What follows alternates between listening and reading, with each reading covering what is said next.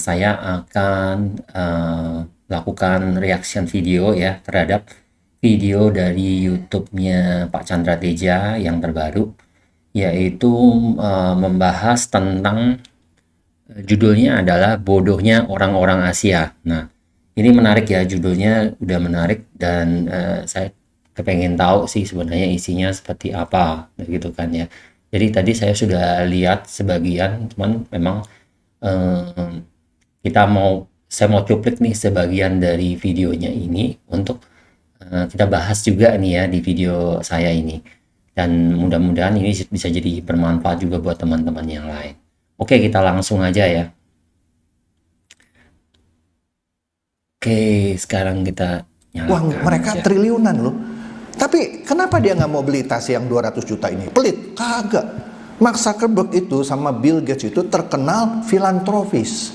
Dia menyumbangkan sebagian uangnya kepada orang-orang yang membutuhkan. Waduh.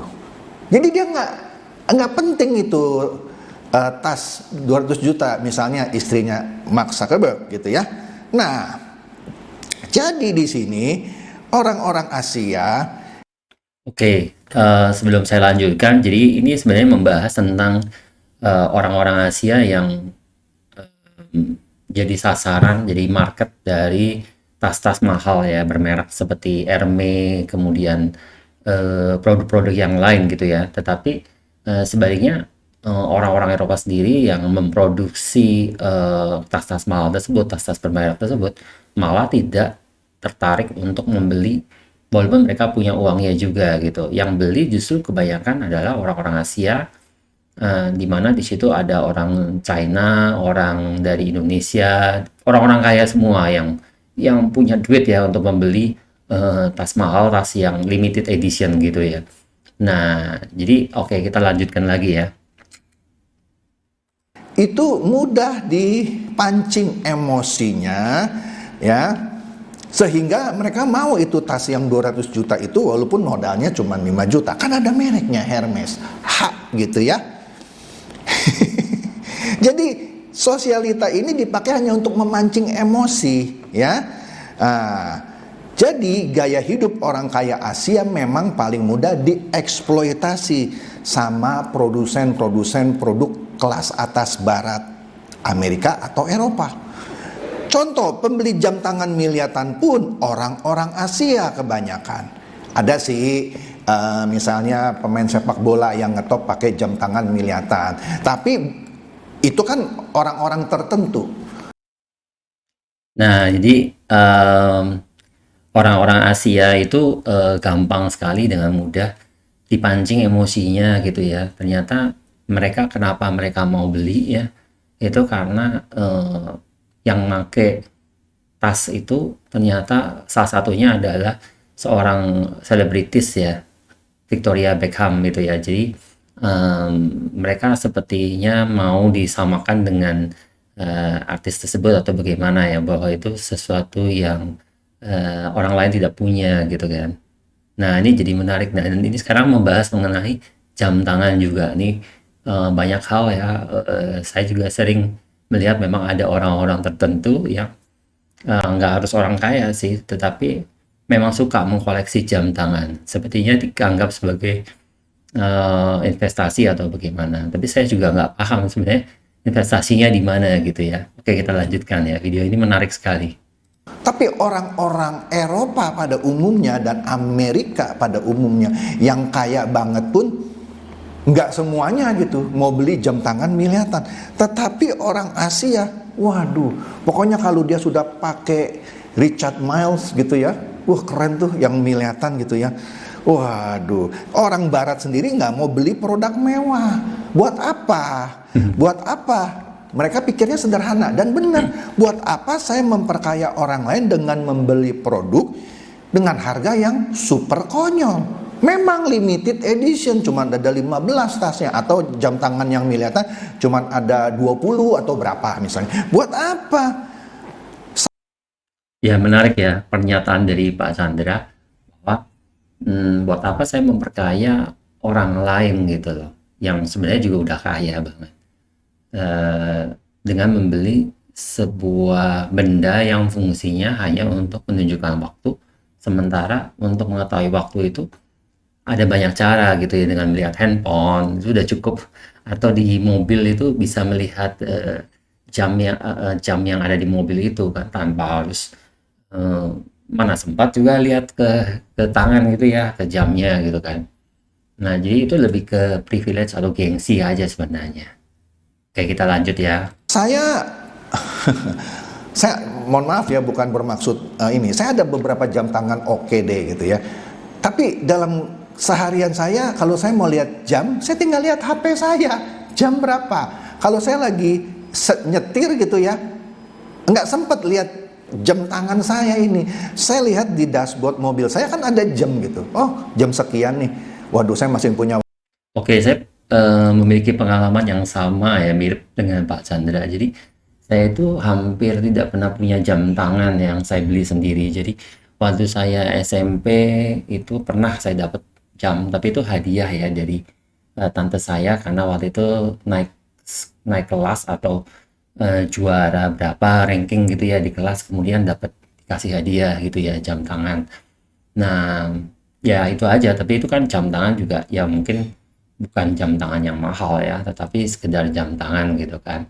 Dan saya baru sekali-kalinya saya beli itu, kalau nggak salah ya, setelah saya menikah beberapa tahun ya dengan istri saya, kita beli beli jam sepasangan. Dan itu juga saya waktu itu belinya juga bener-bener nggak mau yang buru-buru beli gitu loh, benar-benar memang saya benar-benar perhatikan harganya, terus nilai fungsinya dan sebagainya. Dan itu juga bukan merek yang mahal, memang merek juga tapi bukan merek yang mahal, bukan yang ya pokoknya jenis merek yang dapat dengan mudah ditemukan lah ya di mall atau di toko-toko kayak gitu.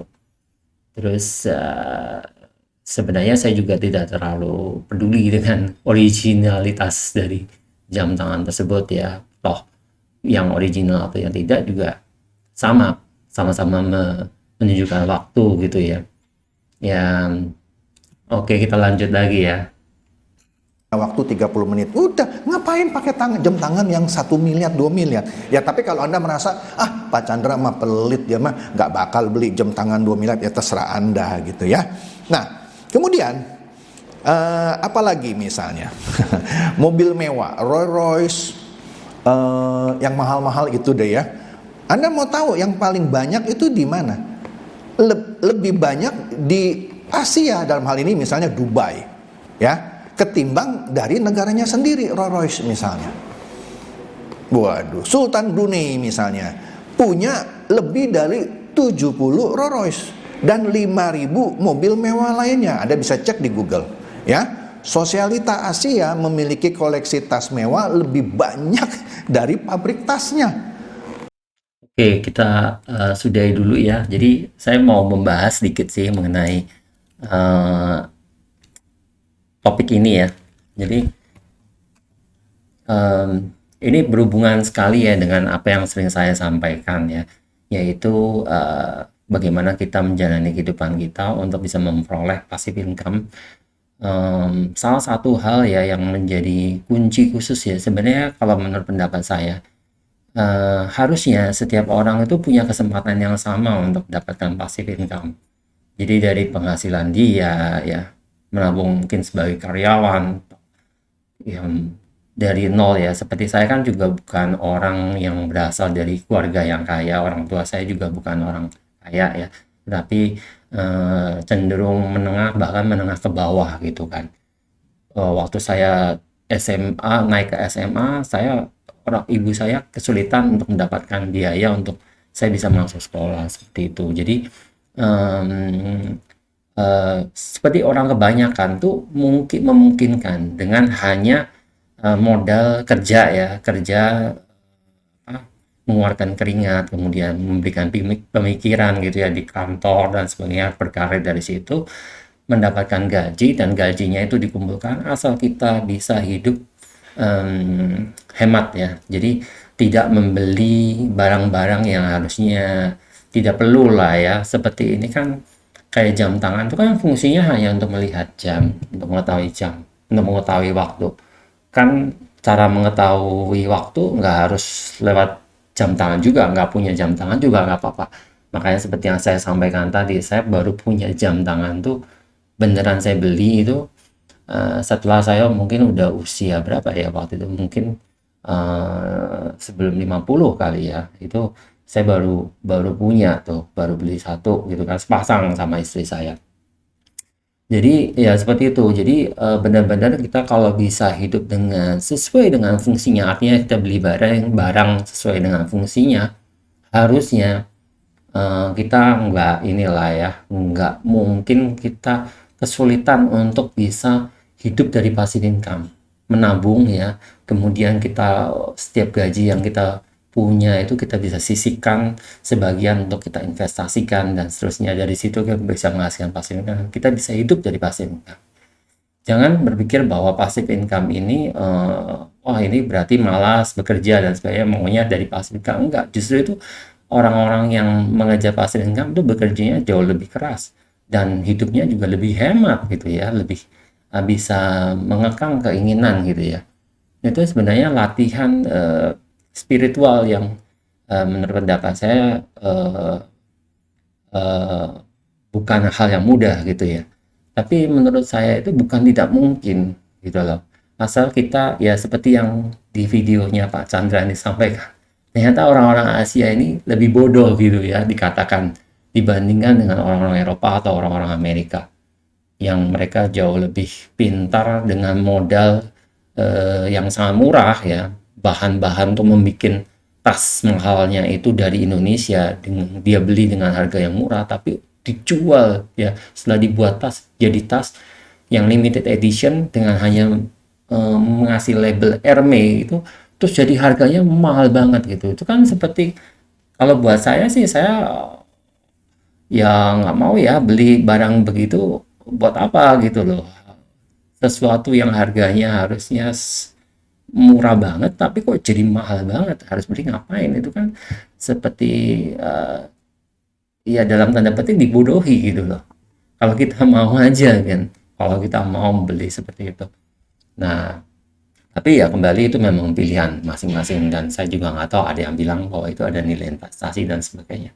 Saya nggak tahu kalau soal itu. Tapi menurut pendapat saya, eh, kita bisa dengan mau membentuk hidup passive income itu bisa, asal kita bisa sesuai fungsinya aja, adalah beli belanja barang apapun sesuai fungsinya. Kalau sesuai fungsinya udah dapat, ya why not, kenapa kita harus terus-terusan seperti itu ya, kita harus beli barang yang terlalu mewah, yang over dari peruntukannya, semestinya harganya kita harus beli bayar, orang bahannya murah kok, ngapain kita beli harus sampai berlipat-lipat begitu. Ya kira-kira begitu video saya, semoga video ini berguna dan bermanfaat buat teman-teman. Jangan lupa klik like jika menyukai video ini dan bagikan ke teman-teman juga. Sampai ketemu di video saya selanjutnya, terima kasih.